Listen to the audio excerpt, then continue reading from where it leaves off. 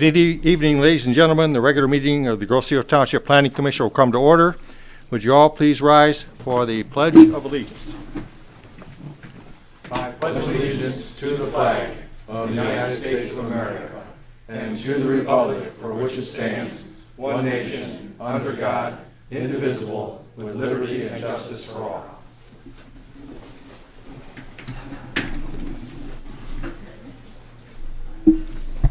First item is additions and or deletions to the agenda. Is there any change to the agenda from that presented?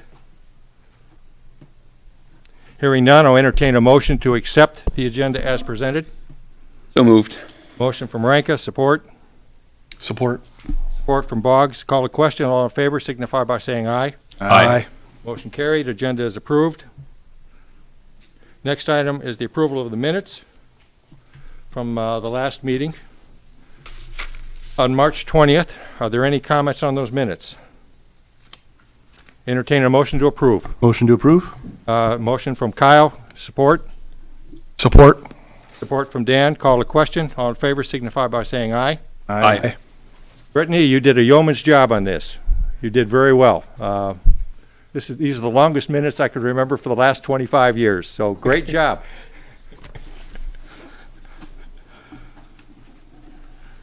Okay, that takes us to the first item of business, which is the Fresh Start application. And as soon as I get organized here, we'll begin.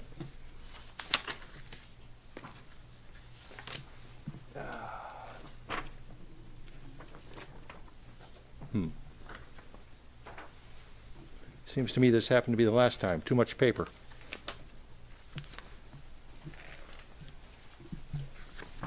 Okay, here we go. This is a special land use site plan review for Fresh Start Center. The applicant is the Fresh Start Center, 23800 North Western Highway, Suite 110, and that's in Southfield. Speaking for the applicant is Lawrence Opaleski, an attorney for Dalton Tomich firm in Detroit. The location for this application is legally Lot A of Supervisor's Grosse Ile Plat 30. The common description is 23285 Meridian. And this is a single-family residence on the southeast corner of Meridian and Ferry. The applicant is proposing to use the residence for a religious retreat center. The retreats are small with 4 to 5 attendees and 3 staff. Each session runs for about 7 days, and there are about 2 retreats approximately per month. Fresh Start is specifically for Jewish clients who have suffered emotional trauma and lost their faith. The retreat staff uses counseling therapies and Jewish teachings to help clients heal and to restore their faith. The zoning is R1B, single-family residential. The background on this. There is a list of non-standard uses in residential district that are allowed under special land use standards. A religious retreat center is not specifically listed. The applicant chose instead to define itself as a church under township ordinance standards. A church is a special land use in a residential zoning district and is defined as, quote, any structure wherein persons regularly assemble for religious activity, unquote. Fresh Start applied for the special land use as a church accordingly. An additional complexity is that churches have significantly larger setbacks from right-of-ways than single-family R1B homes. The residence in question does not meet these standards. So, in addition to the special land use and site plan approvals, a setback variance is needed from the Zoning Board of Appeals. On March 6th, the Planning Commission started the special land use review process with a public hearing. Many residents provided their input both in writing and in person. The Planning Commission made no decision at that meeting, and the application was tabled until tonight. The relevant ordinances on this are Article 3, Single-Family Residential Standards, specifically Section 3.3C, which addresses church standards, Article 21, Site Plan Review, and Article 22, Special Land Use Review. The review procedure is multi-step. The Planning Commission held the first step was the public hearing, which was completed on March the 20th. The Planning Commission will make a recommendation to the Zoning Board of Appeals to approve or deny the dimensional variance setback. This is a specific zoning ordinance requirement and it will be addressed this evening.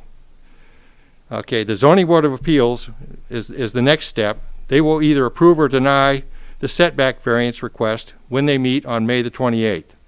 The Planning Commission will then see it again and will then address a recommendation for the special land use approval or denial to the Township Board, and at the same time either approve or deny the site plan. The Township Board is the final decision maker on the special land use, and they will see that in the future. Again, as I said, the only issue the Planning Commission is addressing tonight is the setback variance recommendation to the Zoning Board of Appeals, and I expect that the Planning Commission will vote on this tonight. Now, the way this is going to come down in terms of procedure, Brian, our planner, will summarize the review criteria for the recommendation to ZBA. He will identify the factors that the Planning Commission must consider in making this recommendation. And these are the same factors that the ZBA will use when they hear the appeal, again on May the 28th. We will then ask the applicant, Mr. Kopaleski, to speak and present why Fresh Start qualifies for the variance and then address Planning Commission questions.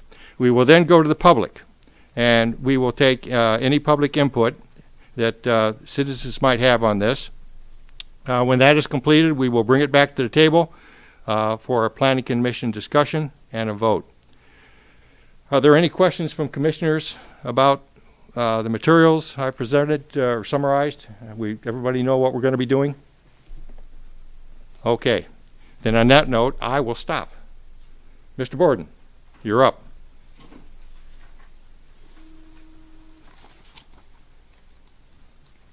Thank you, Mr. Chair, honorable commissioners. Once again, your introduction covered probably about 45% of my presentation. So some of this will be a bit redundant, but I'm going to go through it anyway since I took the time to do it. We know the reason we're here tonight. So this is an application from the Fresh Start Center. This is part of the special land use and site plan review process. Specifically, the section of your ordinance that requires Planning Commission to put forth a recommendation to the Zoning Board of Appeals when dimensional variances are needed as part of a special land use and site plan review. As the chairman noted, that is the case in this particular instance. The petitioner has filed their application to go before the ZBA and provided supplemental information both for your consideration this evening, also for ZBA consideration at a forthcoming meeting. So we are still dealing with 23285 Meridian, as noted by chairman, southeast corner, Ferry and Meridian Road. Zoning of the site and much of the area is R1B single family. The property to the northwest is zoned R1D single family, and a couple properties down on Meridian to the south is actually zoned O1 open space. So there's a little bit of mixed zoning in the area, but it's predominantly single family residential in nature. A couple of the pertinent sections I want to draw to your attention.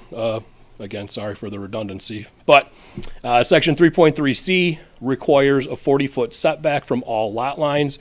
That is not met with the current structure from either the Meridian Road front lot line or the southerly side lot line. If you can see my cursor on the screen, I'm trying to highlight those areas there and there. Section 22.2P is the section that puts forth this procedural requirement. So that's why we're asking Commission to make recommendation to ZBA. I know variances are not something that typically the Planning Commission has much to do with, but because these are dimensional variances related to a special land use, this is the process dictated by your ordinance. And then the other section that I will highlight tonight is 23.5B, which provides the dimensional variance review criteria. These are the standards that your Zoning Board of Appeals uses each month, typically each month. We don't always meet each month, but with each case for consideration of dimensional or non-use variances. So I will cover those tonight as well. So this is the site plan that was included with the submittal. So as noted, there is a corner of the residence that is about a 38-foot setback from the meridian front lot line, less than 40. And then the southerly side lot line, the setback is approximately 2 feet, obviously much less than the 40-foot required by section 3.3. I don't have much else in terms of the site here, but I can go back to this plan if at any point the commission wants to look at it or get into more detail. So Chairman's outlined most of this. I'll try to be quick. So Planning Commission did review the special use and site plan at the March 20th meeting. You conducted the required public hearing, and you took action that evening to postpone or table the request to tonight to give the applicant the opportunity to compile their variance submittal for further consideration. So that brings us to tonight. Where we're here for Planning Commission to put forth recommendation to the ZBA on the 2 variances that have been requested. After tonight, or after Planning Commission makes the recommendation, more specifically, this will go to the Zoning Board of Appeals, and ZBA will consider the variances. There is another formal public hearing that is required. So any of the residents in attendance tonight who received the original special land use notice in the mail, they will also receive one for that Zoning Board of Appeals meeting. It's the same requirement under state law. We are pending an action tonight. We are anticipating that could happen at the May 28th ZBA meeting. So I did put some potential dates to this timeline. It's not a guarantee that we hit these, but this is kind of the fastest process we can get through. So if we get a recommendation from Commission tonight, we are in position to take this to the Zoning Board of Appeals on May 28th. Following ZBA action on the variances, it will come back to the Planning Commission. You will give then consideration to both the special use and site plan. You do not have to act on the site plan that night. You can defer that, or you can act on both in the same evening. But ultimately, the special use is a recommendation to the board. The site plan is the commission's alone to approve or deny or approve with conditions. We have pegged this, again, quickest scenario would be if we get a recommendation tonight, and if the ZBA hears it and decides May 28, we could have this back in front of the commission on June 3rd. So we may want to, maybe at the end of the meeting tonight, something we want to discuss in terms of upcoming meetings to make sure commissioners are available. But that is, again, that's a potential date that we could hit. It would be a quick turnaround, but I think Ross and I and Brittany felt pretty comfortable we could make that turnaround happen if the commission is so inclined. And then the final part of the process at this stage would be then the board's action on the special land use. That would potentially be, again, if we hit all of these dates and get the actions, potentially, I did type that wrong, didn't I? My apologies. June 24th, I believe, is the second township board meeting. So I had May 28th on the brain, so I apologize for that one. All right, so as we noted earlier, variances aren't something that the Planning Commission has to deal with very often, if ever, quite frankly. So I wanted to give you a little bit of background on the test for variances, as well as dive a little bit into the review standards that the Township ZBA uses. So the authorities and duties of the Zoning Board of Appeals are governed by the Michigan Zoning Enabling Act, MZEA for short on the screen. In order to grant a dimensional or a non-use variance, it takes a finding of what is called practical difficulty.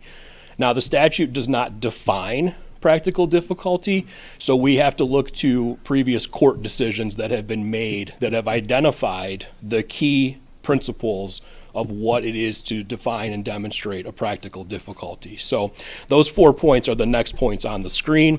The first is that strict compliance with the standard would unreasonably prevent the landowner from using the property for a permitted purpose or would render conformity unnecessarily burdensome.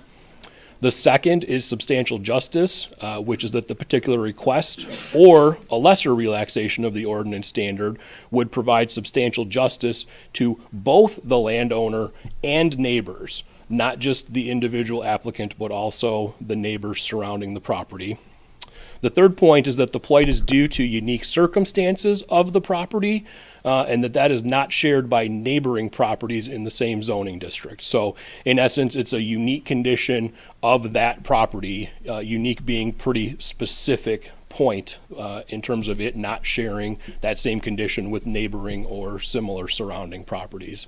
And then the fourth point is that that unique circumstance cannot be something that is self-created. So those are the 4 key points. And I want to highlight this last statement on the screen. In order to demonstrate practical difficulty, all 4 of those principles have to be met. If 3 of them are met and 1 is not, they have not demonstrated practical difficulty. So that is essentially an all or nothing. You have to meet all 4 principles to demonstrate that there is a practical difficulty. So that being said, your own ordinance does put forth review criteria that encompass those 4 principles that I just mentioned. Those are highlighted on the screen. The 4th is actually covered under extraordinary circumstances, which references the self-created part of it. So essentially the 4 principles are covered by 3 of your standards. You do also have 11 other, what I would sometimes refer to as secondary considerations for the Zoning Board of Appeals.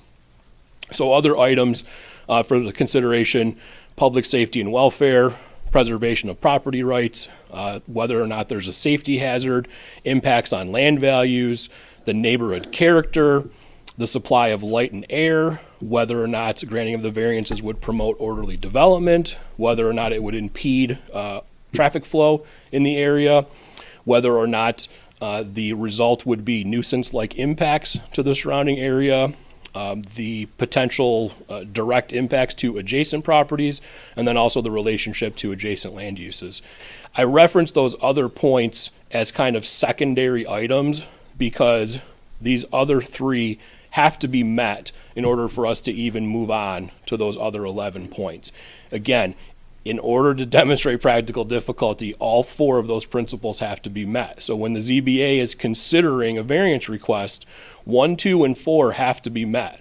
If one of those is not met, then it does not matter if all of the other 11 standards are met. They have not demonstrated a practical difficulty, which is what is required by the state law. So I wanted to just put a little bit of detail behind that because I know this is a little bit different for the commission. And Mr. Chair, I can go back and reference these at any point or provide more detail as needed. So that takes me to my closing slide, which is really what we're here for tonight. If the commission is so inclined, you are in position to put forth a recommendation to the ZBA as to whether or not the test for practical difficulty is met for the 2 variances being sought. I do also suggest if you do take that action tonight, I do think that the special land use and site plan review should also be further postponed or tabled to your next meeting. And in this case, again, the quickest turnaround we could have that would probably be June 3rd. But I do think it's important to kind of keep things moving along so that we don't end up with too much more delay through this process. Because again, there still are several steps that we have to get through. So that's all I have. But I know this is a little bit of a unique situation for this commission. So if you do have any questions, I'm happy to do my best, Mr. Chair. Questions for Brian? Anybody have any questions for Brian? Okay, Brian, thank you very much. You're very welcome. Thorough as usual. Mr. Opaleski, welcome. Come on up and speak to us, please. Here's what you wish for. All right. Well, good evening, members of the commission. It's nice to see you all again. And to the couple that were not here previously, it's nice to meet you. My name is Larry Opaleski. I do represent the Jewish Fresh Start Center in this matter. I do want to commend Brian and Ross. They're very professional, very cordial to work with. You have a couple of good ones here, so don't let them go. And whoever had to transcribe the previous meeting's minutes, yeah, well done on that. So as I was preparing my my comments and a few notes here this evening, it struck me that it's strangely appropriate that I'm coming before you tonight. Today is Holocaust Remembrance Day. And as we know, anti-Semitism is spreading on college campuses and around the country, and we're presented with this pretty much on a daily basis on the news. But of course, this is nothing new for the Jewish community, who have endured suspicion, unwelcoming, and persecution, and worse, for thousands of years. But tonight we have a chance to be different, and we have a chance to be better. We have a chance to show a small community of Jewish believers that in Grosse Ile, people get fair treatment regardless of who they are or what they believe. So as you know, we're here tonight before you with really a very simple request. Obviously, it's part of a broader and slightly more complicated overall framework, but tonight we're here in front of you asking for setback variances. As you know from our previous lengthy meeting, Jewish Fresh Start hosts small, quiet religious retreats, no more than twice per month at the property at 23285 Meridian. The building, which is non-conforming for the setbacks, is pre-existing and was not constructed by the Jewish Fresh Start Center. As Brian noted, we really need 2 setback variances, one of which is very small, the other is more significant. And so I'm not going to run through all, I think it was like 14 criteria that you have in your ordinance. I submitted correspondence, and I know that you all reviewed that, and I'm sure Ms. Cole went over that with you as well. So I will assume you are well versed on the issues here tonight, and I'm going to hit the highlights of the practical difficulty. So in terms of practical difficulty, obviously we feel that there is one here. Without these variances, this property cannot be used for religious purposes, no matter who's going in there, whether it's us or whether it's another religious group. And of course, religious gatherings are a allowable use in the R1B district under the zoning ordinance.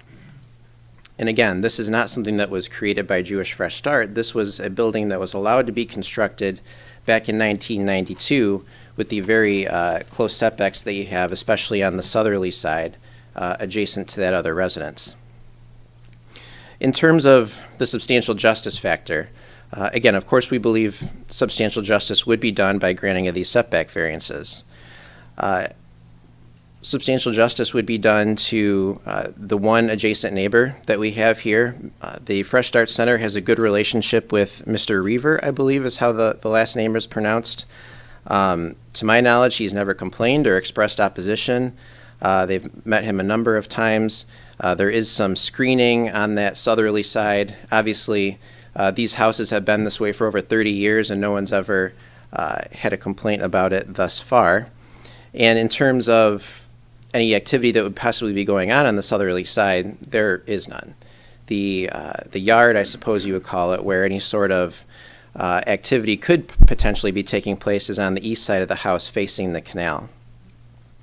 And if anything, forcing a tear down and rebuild to accommodate 40-foot setbacks would actually be much more of an inconvenience and disruption to that neighbor than just allowing the current structure to remain. And also in terms of substantial justice, it would do substantial justice to the Fresh Start Center to grant these variances. As we've noted in our correspondence, there are several adult foster care facilities located on the island in residential neighborhoods with more adjacent neighbors than this facility and without the setback requirements. There is at least one for sure that does not meet the setback requirements, and I'm no surveyor and I don't carry a tape with me, so I haven't double-checked the other ones. But again, and as I've noted in my correspondence, these are facilities that have much higher intensity in terms of a land use perspective on the surrounding uses.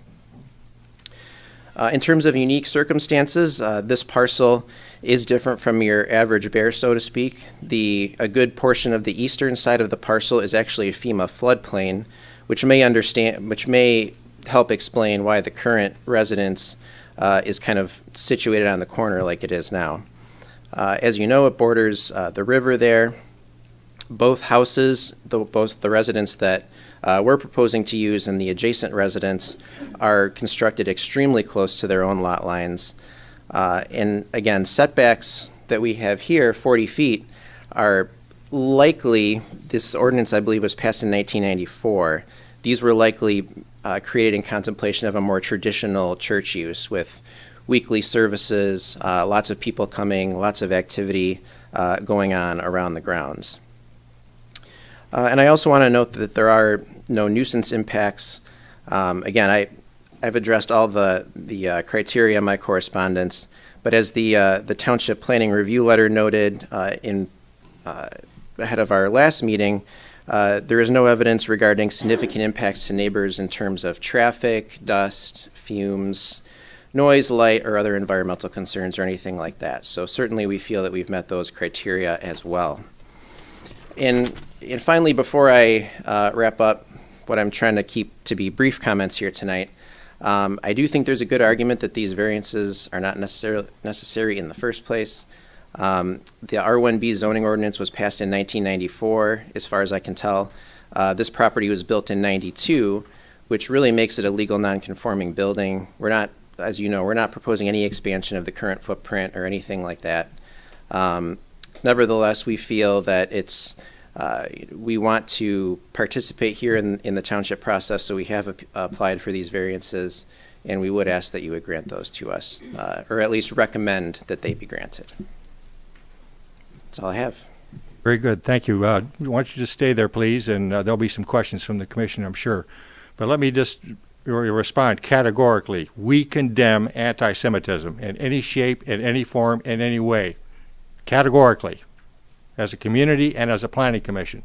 Any decision that we make tonight will be based strictly on what you have presented and what the criteria are in front of us that we have to judge it against. That's wonderful to hear. I appreciate that. That's the way we operate here. Okay, I'm going to bring it back to the table, and we're going to run around and see questions comments they might have to address with you. Jay, I'd like to start with you. Yeah, I think I'm still writing down what you said. So I think it's an interesting one. I think there's a lot of concerns, as you saw at the previous meeting, and you see the people in the room today. I mean, as I look at this, though, I keep coming back to basically a legal standard, right? It's a is this an unnecessary burden on religion to enforce these ordinances, and ultimately, setting aside whether I do or don't want this use in this property, I think is almost secondary to the question of if this were any other permitted use, how would we stand on it? So those are the thoughts that I have so far on what's been said. Thank you. Eric. I have nothing to add. Thank you. Mr. Rathel. I have nothing to add either. I want to introduce that man on the end down there. It is Mr. Kurt Kobolek, new to our commission today, but Kurt and I started back on the Planning Commission back in the early 1990s, and we served side by side for about 13 years, and he then moved on to greener pastures and became the township treasurer and then finally the township supervisor. And we are so fortunate to have a man with his skill and knowledge and experience back on the Planning Commission. So, Kurt, welcome. We're glad you're here. Good to be back, John. Thank you very much. Any comments? Not at this time. Okay. Good. Let's go over here. Mr. Boggs. It wasn't over clear. I just want to make sure that it's clear that this is not an existing use. It was a residential house, and the use kind of, someone decided to use it for this purpose, which requires a special land use. So I just want to make sure, just repeat that it was not existing and it's not being built new. But just because it's existing, you can't just bypass setbacks. So the building is pre-existing, correct? But yes, the use is new. That's accurate. Nothing Thank else. you, Dan. Kyle. Sure, I have a couple. This is more just for informational purposes. I know at the last meeting it was promised that screening criteria would be given to us. I know we're still early in the process. I'm not saying I need to be here today, but I was just wondering if that was still in process or no? Yeah, we're still having those internal discussions. Again, if we get to proceed up to that point, I'm sure that's a discussion we can have. I didn't know that if it was necessary for a setback variance discussion. No, but, I'm not implying that at all. No, I just wanted appreciate to the make question. sure. Yeah. And then this is not in the primary four things, but I did just have a safety question more around fire hazard. Has the building been checked to make sure it meets its current fire codes and all sorts of things? As far as I'm aware, the building is totally and completely up to code. I can't imagine it would have gotten a C of O if it wasn't when it was built, so I have no reason to think it's not. Okay, excellent, thank you. And then a few times in your application, you allege that no neighbors have complained of nuisances. And I'm just wondering if that, how exactly you define that? Because I know I've been getting the complaints from the neighbors of certain things. I can list some of the specifics, but I was just wondering where you came up with that. So when we talk about neighbors, we mean the adjacent landowners. Certainly, we heard from a lot of people who came from all parts of the island at the last meeting, and I know there was at least one anonymous, sort of uncorroborated complaint submitted that was not from an adjacent neighbor. So when we talk about neighbors, it's those people that the people at the Fresh Start Center have met and have talked to. It's not to say that nobody in the entire island objects to this. Obviously, that's not true. Okay, all right, I'll leave it there. No further questions, thank you. Thank you, Carl. Okay, at this point, we're going to go to the public, so we'll see what the public has to say.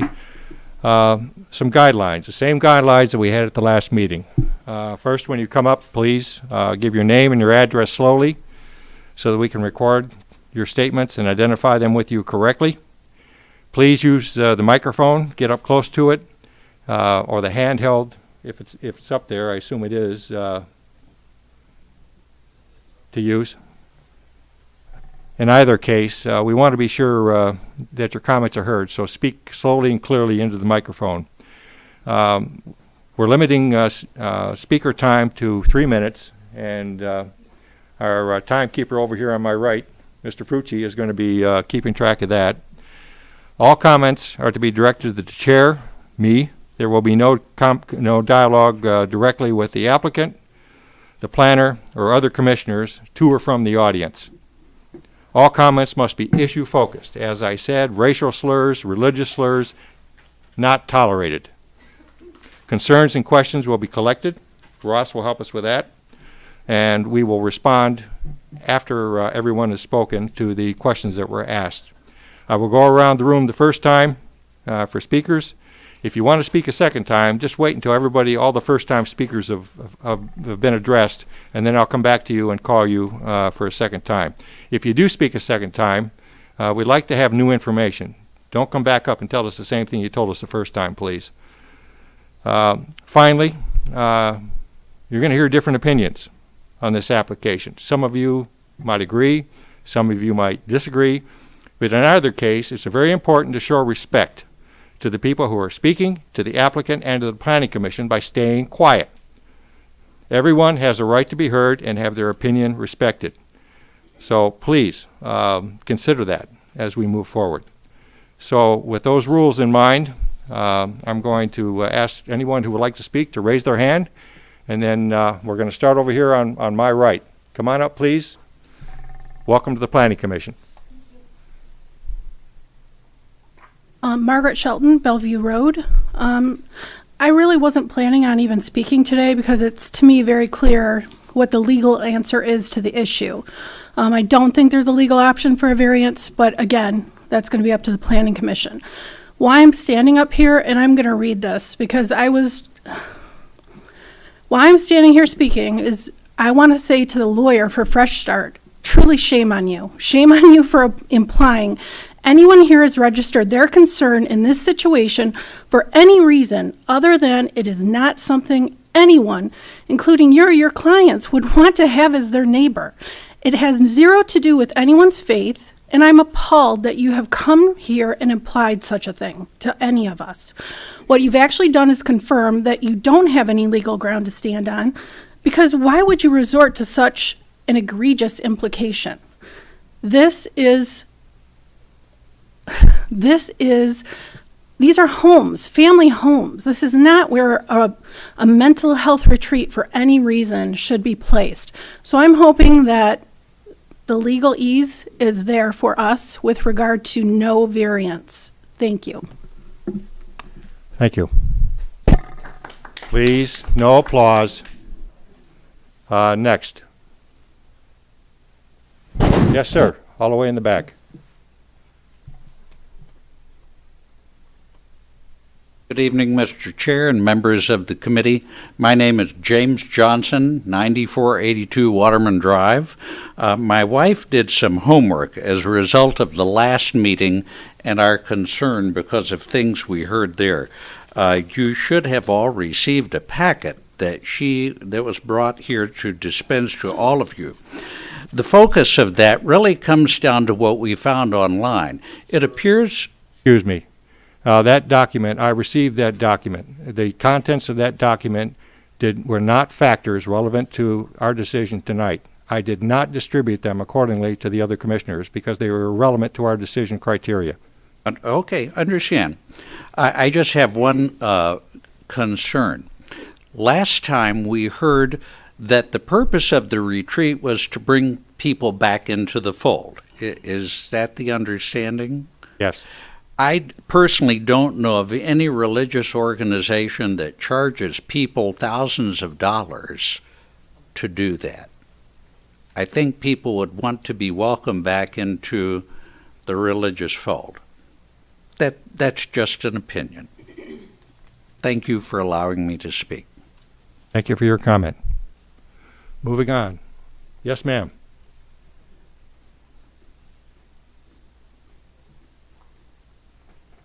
My name is Michelle DeJulian. Can you see me? I'm so short. I'm sorry. Hi. I live at 7761 Ferry Road, so I am a neighbor to the house that we're discussing, and live in that neighborhood with other families with their children who play on that bridge and fish there and use the bike path and are in the area quite frequently on the east side. I've lived here for 41 years, but in addition to that, I'm a mental health professional that's licensed by the state of Michigan, and I feel that you're being very misled by this. The Fresh Start program I'm very familiar with. I'm also familiar with the owner, who's a businessman and entrepreneur, along with being a rabbi. I have many friends who are business people and also ministers. This individual owns at least 7 businesses. And I have done an intake for a client at Fresh Start. I realize now it's being referred to as the Jewish Fresh Start, but I've always known it as the Fresh Start program. They are in what I would call an inpatient mental health facility. It can be referred to as a retreat, I suppose, but it's an inpatient for a week, mental health for depression, anxiety, sexual dysfunction, marital difficulties, and it may have a religious component to it. I was not asked that when I did the intake with Mr. Poulter for my client. So I just want to make sure that everyone's aware of what is actually this is. And I know living here and being here, my children are grown, but I would not want to have small children in the area. I would not want to have, I've gone by there, there's tons of cars, tons of trash cans. I'm sure people have seen that. That's not really the issue. It's that if this is a business, this business needs to be in a business area. And if they want to have it as a retreat, maybe there's a different piece of property in a different area where there's not family homes. Thank you. Thank you for your comment. Additional hands? Okay, second time around. Anybody want to speak? Yes, sir.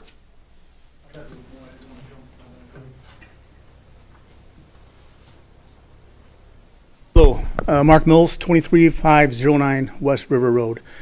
I want to echo some of the thoughts that Ms. Sheldon had presented.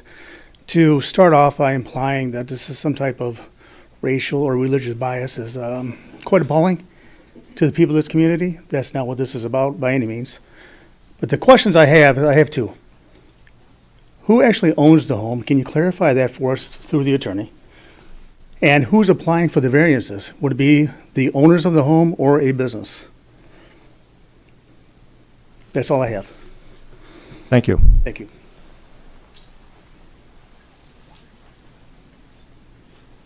Yes, come on back up. Give us your name again so we... Yes, it's Michelle DeJulian. I'm so sorry, I forgot one very important point. The cost of a week's stay can be sponsored by people. They have a fundraiser that they do in order to sponsor the fee because it's $11,000 a week. I just thought that was important to note also. Thank you. Thank you. Additional speakers? Any other hands? Going once, going twice? Closed. Okay, we'll bring it back to the table, and we will, the one question that was asked that I have regarding the owner of the home and the application, who filed the application? Is that Mr. Opaleski? Could you speak to that, please? Yeah, thank you, Mr. Chair. Before I address that, I know that this room is not full of anti-Semitic people, okay? That was not the intent of that. This is a very special day for my clients and their families. I thought it bared mentioning. That's understood. In terms of who owns it, it is owned by Rabbi Poulter, and it's on the application. I think Ross has it. The name is escaping me at the moment. But they do pay property taxes, or at least they have up until today. I've heard that discussed as well. And if I could clarify, it's not $11,000 to go to the retreats. All right, what is the cost? So the cost is $7,000. 7,000? Yes. And so what's the difference between 11 and the 7? Is that money that's donated from other source, or is 11,000 just not valid? I have no idea where that number came from. Okay, so the cost is 7,000, that's it? Yes. Gotcha. Okay. Any other things you would like to correct while you're up there? No, I think, again, you all have my correspondence. We had quite a good discussion last time we were all here, so I don't know that it's in anyone's best interest to kind of relitigate all that. We're just here for the variances, and with the variances, all we're asking is if we can just use the existing building as is. Special land use has not been ruled on yet. That's got to come back to you folks and then to the township board, so this has a long way to go yet. Multi-step process for sure. Right. Okay, well, thank you. I'm going to bring it back to the table now, and we will run through and hear opinions about this particular recommendation that we're going to be making. Dan, why don't we start with you? I don't have anything else to add right now. Okay. Eric? Just one question for the planner. So tonight's not special land use, right? That's a further, right? Tonight's just on variances. That's correct. So the provision of the zoning ordinance that requires the planning commission to put forth a recommendation to the ZBA also dictates that the planning commission cannot act on the special use or site plan until after ZBA has acted on the variances. So your only consideration this evening is a recommendation to ZBA regarding the 2 variances. Thanks. Okay. We're going to go down to the other end. Kurt, your thoughts, please, on this application. I think Brian did a good job. I think it's readily apparent that the applicant hasn't established a practical difficulty. So I think, Brian, I appreciate you taking the time and effort to laying out the necessary steps. And I'll support a recommendation denying any type of variance request that comes out tonight. That's all I have. Rachel. So I just want to say thank you for, was it Eric or somebody clarified exactly what we're here for tonight on this setback. Because that's important to know exactly what we're voting on. So with that, I have nothing else to say. Okay. Jay. Yeah, I don't know if there are other comments, but I'm prepared to make a motion to deny. Please. I move that we recommend to the Zoning Board of Appeals that they deny the request for the 2 variances of the 40-foot setback for churches because the applicant has not established that there is a practical difficulty in the enforcement of the zoning ordinance. Strict compliance with the standard would not unreasonably prevent the landowner from using the property for a permitted use, nor would it render conformity unnecessarily burdensome. The setbacks are neutral, setback requirements are neutral as to the permitted uses, and there are many remaining uses that would be permitted without variance. The particular request or a lesser relaxation of the standard would not provide substantial justice to the landowner, in particular to the neighbors, because these standards apply evenly to similar properties, including the neighbors. Further, we find that the condition is due to the unique circumstances of the property and is not shared by neighboring properties in the same zone. We have a motion. Is there a second? Second. Second from Kyle? Kyle, yep. Okay, we'll have discussion. Kyle, we didn't get to you before the motion. Your comments? I have nothing to add on top of what Mr. Frucci said, except that, I mean, the criteria seem pretty simple to me.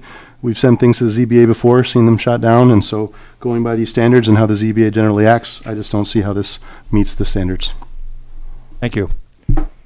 Dan, any further comments? No further comments. Eric? No further comments. John? No further comments. Kurt? None. I have no comments. On that note, I'll call the question. Roll call vote, please. Kobolak? Aye. Grathel? Aye. Frucci? Aye. Swikert? Aye. Ranka? Aye. Boggs? Aye. DeBouche? Aye. Motion carried. The recommendation to the Zoning Board of Appeals will be to deny the variance application. That completes the discussion on that. The one item we have remaining on this special land use is to continue the tabling of the special land use and site plan as recommended by Brian. Can we have a motion, please, for that? Motion to table? Motion on floor from Kyle. Support? Support. Support from Eric. Call the question. All in favor? Aye. Motion carried. Special land use and site plan are tabled. Okay, that completes the discussion on the Fresh Start application. The next is public comment, an opportunity for citizens to speak with the commission about an item not on our agenda. Anybody have any comments about items not on our agenda? Seeing no hands, we'll move on to discussion items. Chair's report, basically. At the moment, Brian, you were telling me that we have nothing else in the hopper? That's correct. Okay, so we did discuss, or you did lay out a timeline for our next planning commission meeting. That was June. So June 3rd would be the first Monday of June, and it would be after the ZBA meeting.